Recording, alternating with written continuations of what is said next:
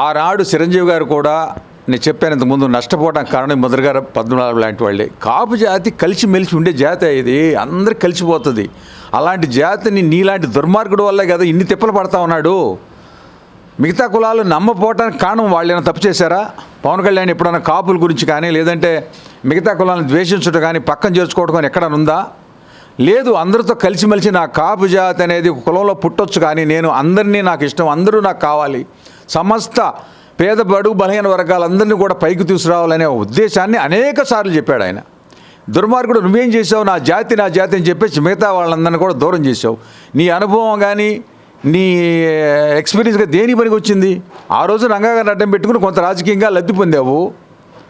ఆ తర్వాత ఎక్కడైతే నీ మనుగడ కోల్పోయావో మళ్ళీ నీ రాజకీయ మనుగడ కోసం మళ్ళీ జాతిని అడ్డం పెట్టుకున్నావు. నీకును అసలు సమస్త రాష్ట్ర శ్రేయస్సు కోరేవాడికిను ఒక జాతి శ్రేయస్సు కోసం అని చెప్పి నీ రాజకీయ మనుగడ కోసం చేసి నీకును రాష్ట్ర శ్రేయస్సు కోసం పోరాటం చేసే పవన్ కళ్యాణ్కి వయసుతో సంబంధం ఉంది? పెద్ద చెట్టు ఓడల మారి చెట్టు ఉంది. నిజంగా అదే చెప్పాను, నీకు తాడి చెట్టు పెరిగినట్టు నీ వయసు ఉండొచ్చు, ఓళ్ళ ఉపయోగం ఉంది. నిలకడగా ఒకసారి ఉండదు కదా. తాడి చెట్టు నీడ కూడా స్థిరంగా ఒకసారి ఉండదు, 10 నిమిషాలకు మారిపోతూ ఉంటే. అలాంటి తాడి చెట్టు లాంటి వాడు నువ్వు దేనికి ఉపయోగపడ్డావు? నీ వయసు వచ్చిన తర్వాత ఏ యువకులకు ఉపయోగపడింది, ఏ జాతికి ఉపయోగపడింది? ఈ రోజున వెళ్ళిపోయే పాదాల మీద పడ్డావు. జగన్మోహన్ రెడ్డి గారి పాదాలు దిక్కులేక ఎవరికో నిన్ను నమ్మి చూసావు, పవన్ కళ్యాణ్ దగ్గర చేరాలని చూసావు, ఇష్ట ప్రయత్నం చేసావు. నిన్ను ఎంత లోతైన విశ్లేషణ చేశాడంటే పవన్ కళ్యాణ్ గారు, నీ హిస్టరీ అంతా తీస్తే, నీ ఆంతరిజ్ఞం అంతా తెలిస్తే, నువ్వు ఏదైతే ఒక సభ పెట్టి ఈ జాతి కోసం అని పోరాటం చేసి ఇమీడియట్గా ఎవరికి చెప్పబెట్టకు సడన్గా తీసుకెళ్ళి ట్రైన్ తగలబెట్టావో, నీలాంటి బుద్ధి ఉన్నవాడు, ఆ ఒక్క బుద్ధి అంటే నీ మనసులో ఉన్న అభిప్రాయం వేరు, నువ్వు చేసే ఉద్యమం వేరు. కాబట్టి ఆ రోజున అంత తెలివితేటలు కనిపెట్టి అలాంటి నీ దుర్మార్గమైన ఉద్యమాన్ని ఏ రకంగా నీవు మళ్ళీ తిప్పుతావో, ఎలా దీన్ని స్వలాభం కోసం వాడుకుంటావో అనే ఆలోచన చేసి నిన్ను పక్కగా జారనీపోవటం వల్ల వెయిట్ చేసి దిక్కులేక నీ కొడుకునో ఏదో రాజకీయం బతికించుకోవడం కోసం నువ్వు వాళ్ళు చేరు తప్పులేదు. కానీ పవన్ కళ్యాణ్ టార్గెట్ చేసావంటే నువ్వు దేనికి పనికిరాకుండా పోతావు. ఇప్పటికీ నేను చెప్తా ఉన్నా, నువ్వు పళ్ళాలు కొట్టించి కాపు జాతి ఇలువ తీసిన ఎదవ నువ్వు.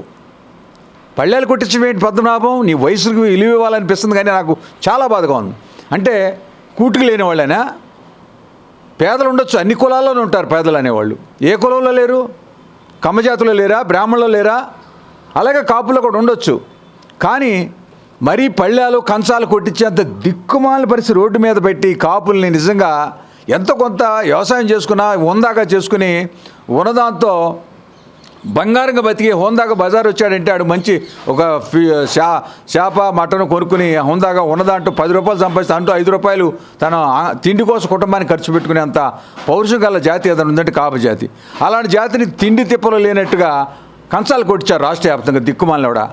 నువ్వు ఇవాళ కాపు జాతి గురించి ఇంకొక పవన్ కళ్యాణ్ గురించి మాట్లాడే అర్హత నీకుందా? నీకు అసలు నీ నైతిక విలువ ఏంటో తెలిసిపోయింది కదా.